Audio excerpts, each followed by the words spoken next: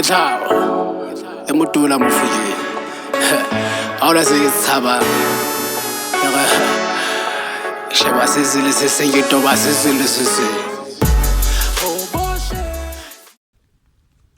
ha ke Tlhaho ke hlahile ka tsona di le tharo wa tseba.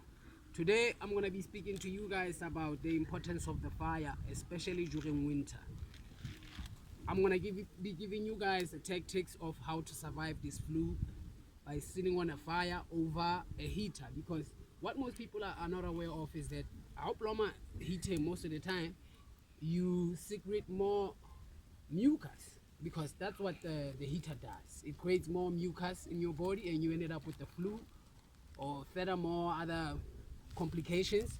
So bohlokwa ba ho dula mollong o beswentse wa dipatsi ke hore everything o besitseng ka yona here, it's natural, it's alive, so you actually benefit iron out of this fire.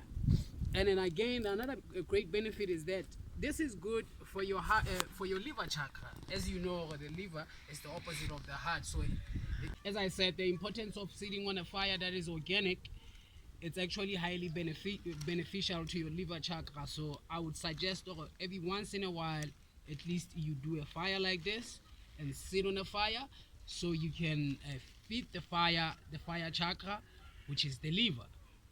And again, it's also important for iron.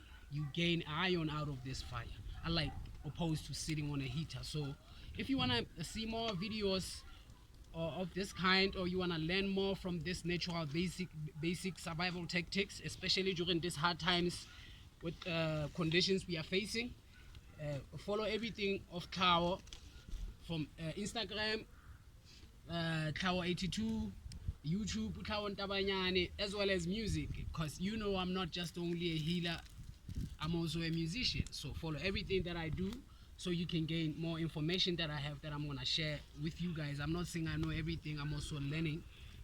I've been hot.